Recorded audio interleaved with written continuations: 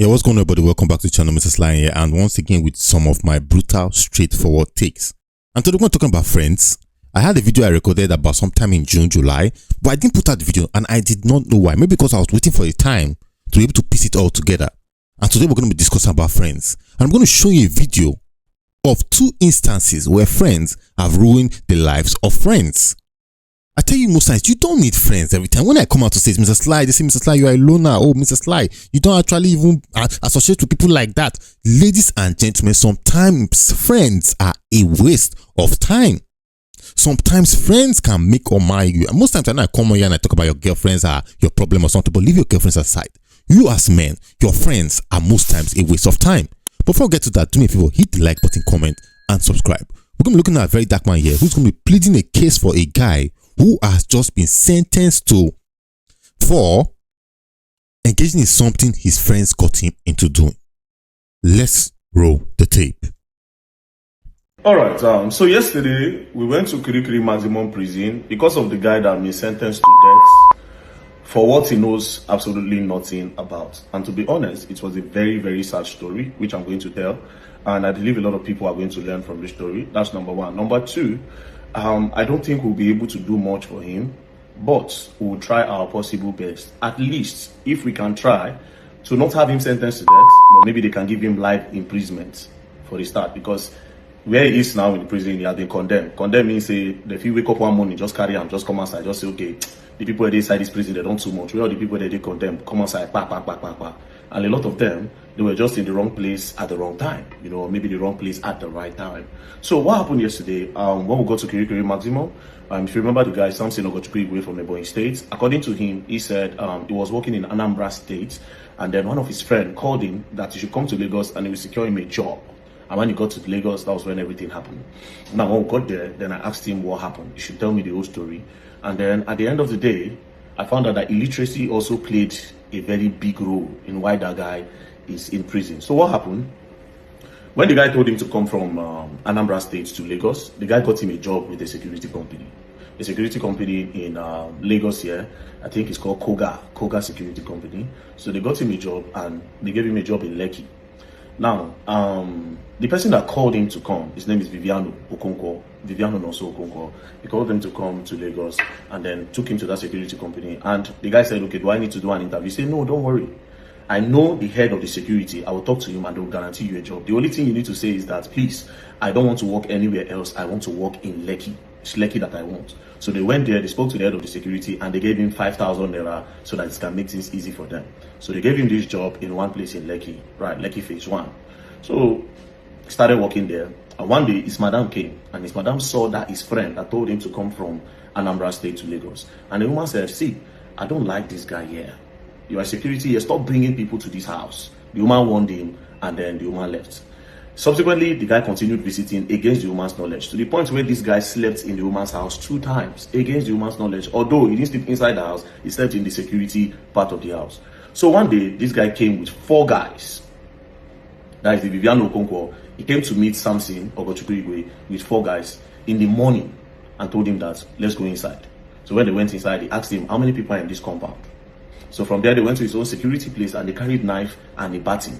That was how they went inside the main house with Samson. They tied Samson's hand and they went inside the main house. So when they got inside the main house, they brought they went straight to the Oga's room. They brought the Oga outside. They brought the madam outside and the relative. They brought everybody outside. They collected money from everybody and they carried some jewelry and they packed everything. And they now carried one car from the house.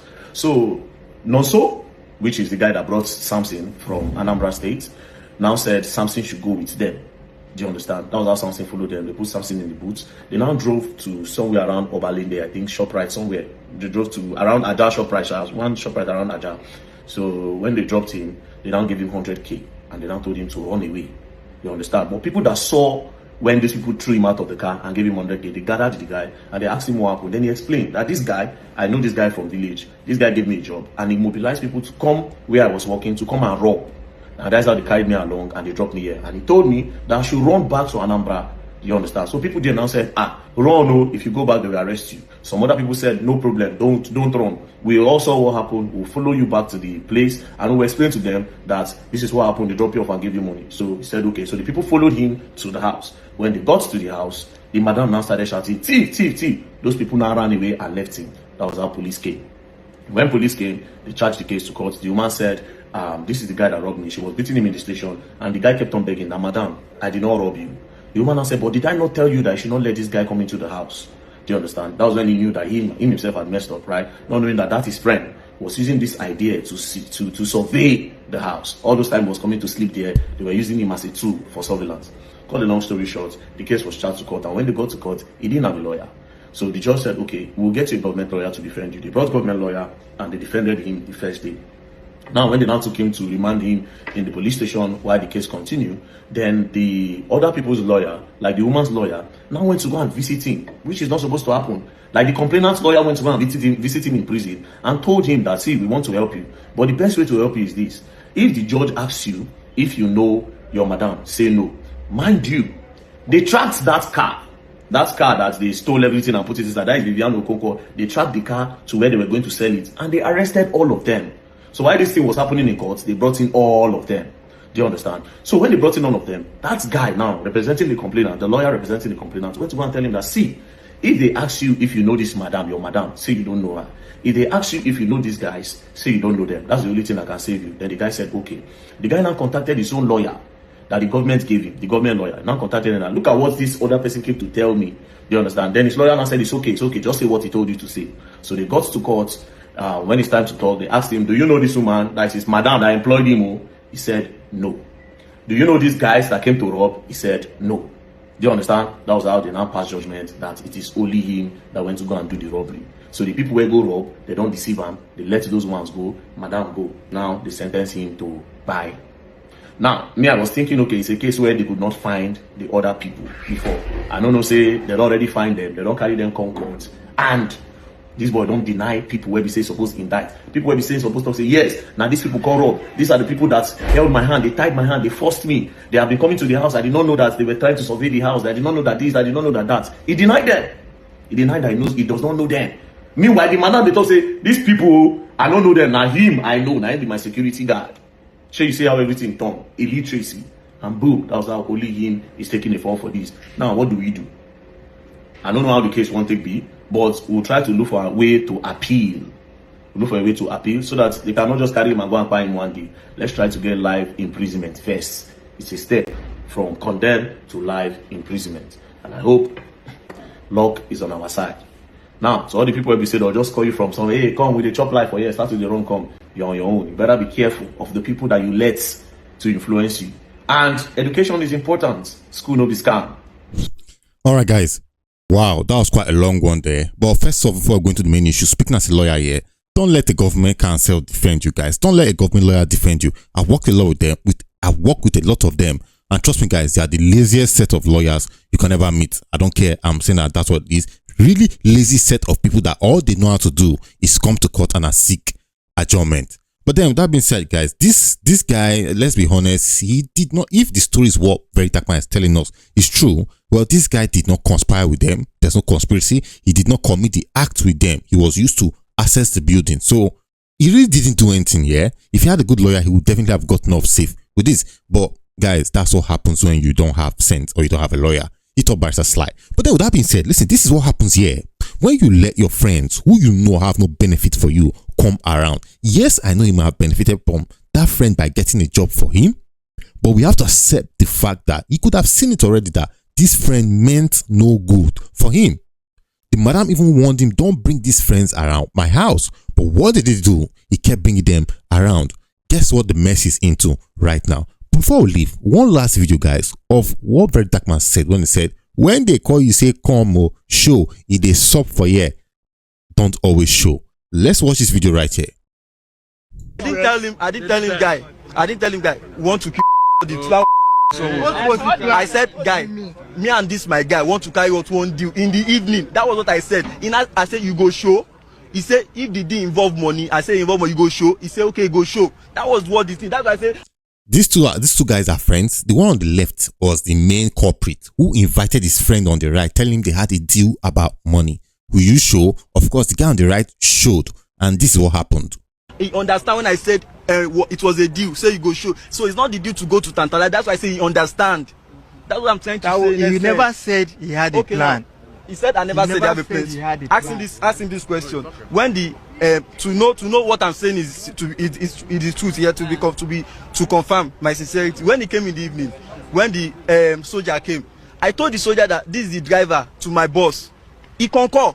Cause in the evening when he came, in the morning when he came, I've already narrated. I told him then that's why the soldier allowed him to drive the car. The soldier said, is it the driver? He says the one that bought the car. The soldier also and I gave him the key. So it's not something maybe I'm trying to complicate the matter. I said all the facts to the police there, so I'm not trying to cover up any issue. Your boss had been stabbed before you decided to move the car away. Yes, he has been stabbed. Actually, it's a white car. He just bought the car that day. The boss? It was Kelechi. Okay, sorry. Let me ask you. At the point where you've already boss before you came to him. Yes. To come and drive. To come outside. Yes. Not at the scene. He was not at the scene. He was at the bar. He was at the bar. But excuse me, when you told me to drive and we left with the vehicle, did you tell me that your boss is there? To be sincere, did you tell me anything about that? I didn't tell him to be sincere, I didn't tell him. What I didn't tell him, I won't come here and say I didn't tell him, because why? Once he knew about the plan, so when he came, he didn't know the initial plan. Maybe we'll kiss on. His own was just that money was involved. Okay. So that was it. So when he came, it was at the hotel we were supposed to tell him. But when Kelechi lied down on the bed and I was sitting down, he was just taking his beer. Then Kelechi was cracking his head to look for the next step to do. So that was it. Okay. Listen, once again, I'm going to say the guy on the right might be able to get away a bit with it because he wasn't aware of the plan to go and rob. He was simply said, come, money is involved, which could be anything.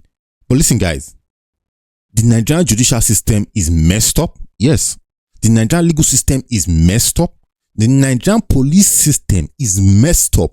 So accurate investigation is not going to be done. Nobody's going to go deep into the matter to try and see who was right, who was meant to show and not show. Nobody cares. But what I'm saying here is simple. Make Nigeria great again.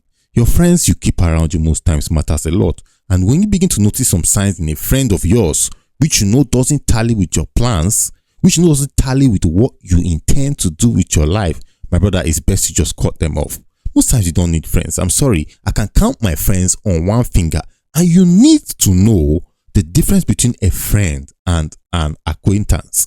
You guys don't know the difference between that, but that's the topic for another day. But with that being said, this video might not get a lot of you, but I just want to say it is what it is. I'm out.